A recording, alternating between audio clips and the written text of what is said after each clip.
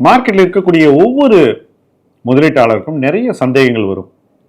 Personal ஃபைனான்ஸை பற்றி, mutual ஃபண்ட்ஸை பற்றி, dead இன்வெஸ்டிங்கை பற்றி, கோல்டை பற்றி, சில்வரை பற்றி, பிஎம்எஸை பற்றி, இண்டெக்ஸை பற்றி, போர்ட்ஃபோலியோ எப்படி உருவாக்குவது அப்படிங்கிறத பற்றி, நாம் எப்படி ஒரு பெட்டர் இன்வெஸ்டர் ஆகிறதுன்ற பற்றி இப்படி பல கேள்விகள் உங்களுக்கு வரும். இந்த கேள்விகளுக்கு ஈஸியாக விடை கிடைப்பது இல்லை என்று பலர் நம்மிடம் சொல்கிறார்கள். உங்களுக்காகவே ஆஸ்க் M2W எனிதிங் அப்படின்னு ஒரு ஹெல்ப்லைன் ஆரம்பிச்சிருக்கோம். இந்த ஃபார்மை நீங்கள் ஃபில் பண்ணீங்கன்னா ஆட்டோமேட்டிக்காக உங்கள் கேள்விகளை நீங்கள் அந்த ஹெல்ப்லைன் மூலமாக எங்ககிட்ட நேரடியாக கேட்கலாம். நாங்கள் உங்களுக்கு பதில்களை கொடுப்போம். இந்த ஹெல்ப்லைன் ஆரம்பித்து கிட்டத்தட்ட 2 வாரம் ஆகுது. சில நண்பர்கள் இதை யூஸ் பண்ணுறாங்க. இன்னும் நிறைய பேர் இதை யூஸ் பண்ணிக்கலாம். மார்க்கெட் இறங்க இறங்க உங்களுடைய கான்ஃபிடென்ஸை நீங்கள் மெயின்டைன் பண்ணணும், வளர்க்க வேண்டும், முதலீடில் ஜெயிக்க வேண்டும். அதற்காக தான் இந்த ஹெல்ப்லைன். வாங்க ஹெல்ப்லைன் மூலமாக பேசலாம்.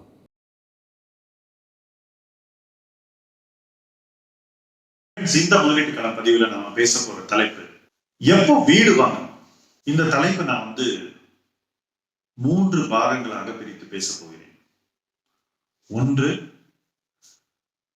அந்த தேவை சார்ந்தது, யாருக்கு வீடு மிக அவசியம்.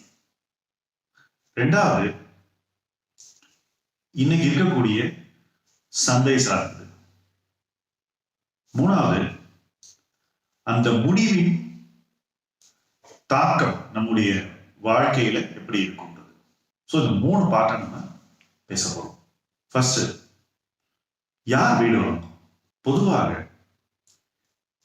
வீடு இல்லாதவங்க, வாடகை வீட்டில் இருப்பவர்களுக்கு எப்போதுமே தனக்கென்று சொந்தமாக ஒரு வீடு இருக்க வேண்டும் என்ற ஆர்வம் அதிகம் இருக்கும். அது மிக நியாயமான ஒரு விருப்பம்.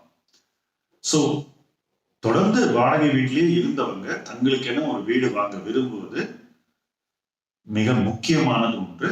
அவங்களுடைய மனதில் நம்பிக்கையையும் ஒரு சாட்டிஸ்பாக்சனையும் ஏற்படுத்தக்கூடிய ஒரு நிகழ்வு. ஸோ வாழ்க்கையில் அது ஒரு மிக முக்கிய நிகழ்வு.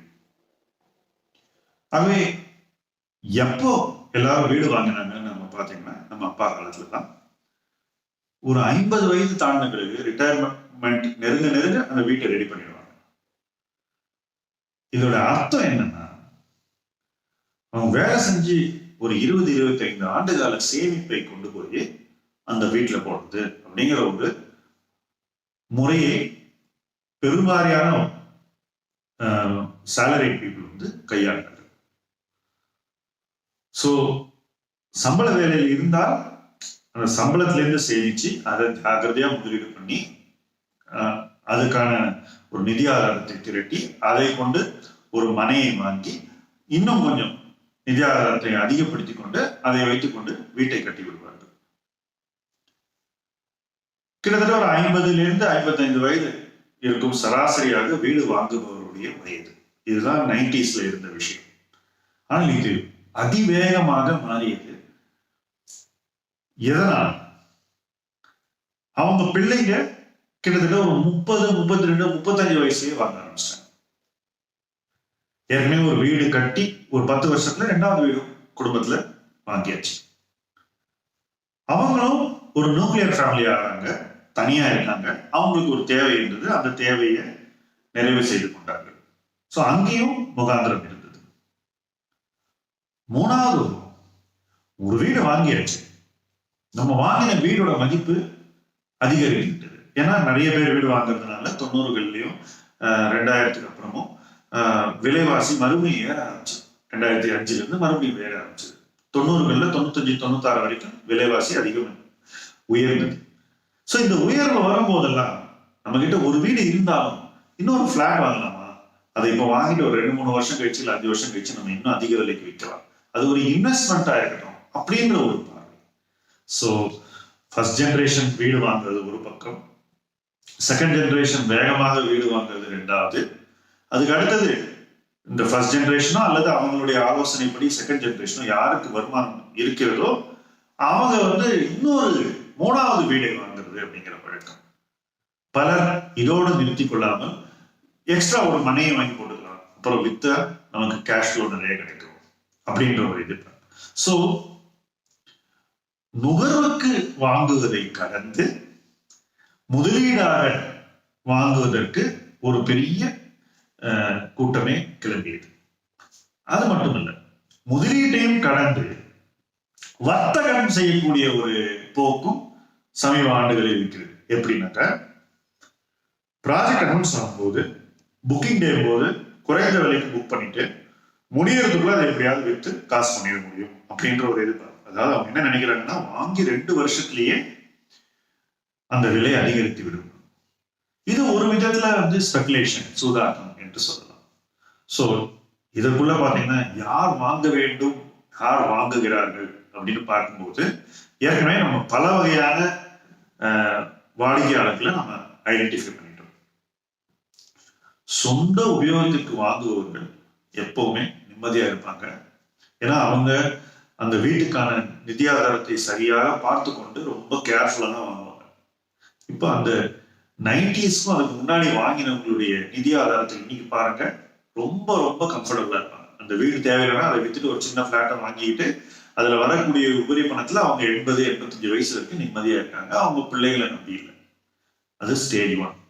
அவங்க பசங்க ஒரு 35 வயசுல வாங்கினவங்க ஒரு 45-47 வயசுல அந்த கடனையும் அடைத்து விட்டு அந்த எந்த விதமான கடன் சுமையும் இல்லாம அவங்க வாழ்க்கையை ஸ்மூத்தா ஓட்டிட்டு இருக்காங்க.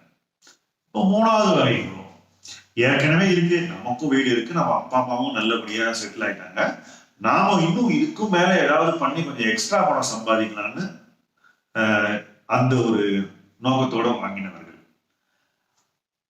அதுல என்ன பிரச்சனைனா, ஒரு ப்ராஜெக்ட்ல பணம் சம்பாதிச்ச உடனே மறுபடியும் அதே பழக்கத்தை அவர்கள் கடைபிடித்தார்கள். அப்படி கடைபிடிக்கும் போது இந்த பழக்கத்துக்கு ஆளானவர்கள் ஏதோ ஒரு ஸ்டேஜ்ல சந்தையில் வீடுகளின் விலை மிக உயர்வாக இருக்கக்கூடிய ஒரு சூழ்நிலையில நகர்ப்புறத்துக்கு வெளியே இருக்கக்கூடிய சபர்பன் ப்ராப்பர்ட்டிஸ்ல நிறைய புக் பண்ணிட்டாங்க. ஒரு ஆளே 4-5 புக் பண்ணி வச்சுக்க. வங்கிகளும் ஈஸியா கடன் கொடுத்துட்டாங்க. இதுல பெருவாரியானவர்கள் ஸ்டக் ஆயிட்டாங்க. ஏன்னா அந்த ப்ராஜெக்ட்ஸ் இவங்க எதிர்பார்த்த அளவுக்கு போகல, இல்ல அந்த பிளாட்டை இப்போ விற்க முடியல.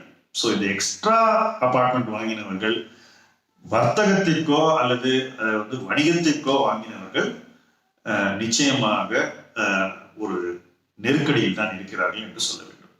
பாருங்க, ஒரே முடிவு எப்படியெல்லாம் அணுகுமுறைகளை எடுக்கிறோம் என்பதை பொறுத்து தான் நம்முடைய அந்த முதலீட்டு முடிவுகளை அமைக்கின்றன. தேவைக்கு முதலீடு செய்பவர்கள் என்றைக்குமே அதை ரொம்ப ஜாகிரதையா செய்வாங்க. அதை செய்யற விதத்திலேயே அவங்க தங்களை பாதுகாத்துப்பாங்க. தேவையில்லாமல் செய்யக்கூடிய முதலீடுகள் நிச்சயமாக பல தருணங்களில் நமக்கு வலியையும் சோகத்தையும் கொடுக்கிறது என்பதில் எந்த மாற்று கருத்தும் இருக்க முடியாது. சோ யார் வாங்க வேண்டும் என்ற கேள்விக்கு விடை மிக எளிதாக நமக்கே கிடைத்து விட்டது. தேவையுள்ளவர்கள் வாங்க வேண்டும். தேவையில்லாதவர்கள் முதலீட்டுக்கு வாங்கும் பட்சத்தில் அந்த முதலீட்டை செய்வதற்கு அவசரப்படக்கூடாது.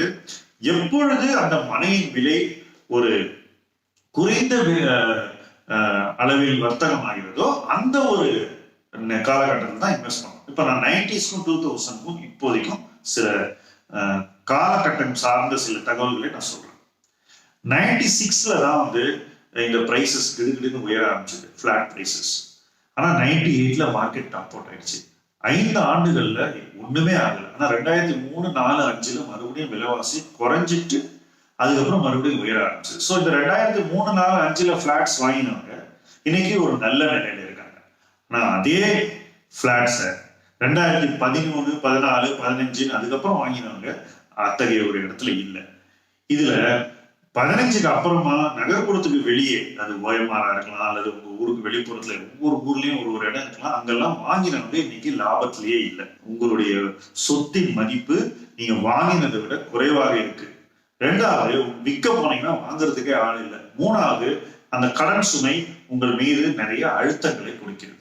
சோ தேவையில்லாத முதலீடு செய்பவர்கள் ரொம்ப ரொம்ப கேர்ஃபுல்லா பண்ணணும். உங்களுக்கு தேவையில்லைன்னா அப்போ வெறும் அது ஸ்பெகுலேஷனுக்கோ வர்த்தகத்துக்கு வாங்குறீங்கன்னா அது விலைவாசி என்னைக்கு ரொம்ப கம்மியா இருக்கோ அப்பதான் வாங்கணும். அத்தகைய காலகட்டங்கள் 10 ஆண்டுகள்ல ஒரு 2 இல்ல 3 ஆண்டுகள் இருந்தா அதுவே அதிகப்படி. அப்போ மத்த 7 வருஷம் அந்த பக்கமே போகக்கூடாது. இதே பிரின்சிபல்ல வீடு வாங்கக்கூடிய மற்ற நுகர்வோரும் அவங்க ஃபாலோ பண்ணலாங்கிறது தான் என்னுடைய ஆலோசனை. நீங்க உங்க சொந்த யூஸ்க்கு வாங்குறது கூட இந்த மாதிரி காத்திருந்து வாங்குனீங்கன்னா நிச்சயமா அதுல பெனிஃபிட் கிடைக்கும். பொதுவா உங்களுக்கு மீடியாலையும் சரி அந்த இண்டஸ்ட்ரியிலையும் சரி சொல்லக்கூடிய ஒரு கருத்துன்னா ரியல் எஸ்டேட் பிரைஸ் இறங்கவே இறங்காது. இதை விட ஒரு பொய் இருக்கவே முடியாது. ஏன்னா ஒவ்வொரு 10 ஆண்டுகளையும் ரியல் எஸ்டேட் பிரைஸ் இறங்கிட்டு அப்புறம் இன்னும் அதிகரித்திருக்கிறது. அப்ப அந்த இறங்கும் போது வாங்குறவங்க நிச்சயமாக அந்த முதலீட்டின் பயன்களை அதிகம் அனுபவிப்பார்கள். சோ நுகர்வுக்காக வாங்க வேண்டும், தருணம் பார்த்து வாங்க வேண்டும். அப்படியே நீங்க வர்த்தகத்துக்கு வாங்குறதுனா இன்னும் அதிகமான கோட்பாடுகளை நீங்கள் கடைபிடிக்க வேண்டும். நிறைய டிசிப்ளினா இருக்கணும், ரொம்ப ஜாகிரதையாக வாங்கணும். சோ ரியல் எஸ்டேட் என்பது யாருக்கு நல்ல முதலீடுனா, யார் இதையெல்லாம் சரியா பார்த்து வாங்குறாங்களோ அவங்களுக்கு தான் நல்ல முதலீடு. வாங்குபவர்கள் எது தங்களுடைய தேவை, எது தங்களுடைய குறிக்கோள், எப்படி அதை அடைய போகிறோம் என்ற தெளிவோடு அந்த சொத்துக்களை வாங்க வேண்டும். இதுதான் யார் வாங்க வேண்டும் என்ற ஃபர்ஸ்ட் பார்ட்டினுடைய சாராம்சம். தொடர்ந்து பேசுவோம். முதலீட்டுகளை பாருங்கள். உங்க நண்பர்களோடு இந்த வீடியோவை பகிர்ந்து கொள்ளுங்கள். நன்றி.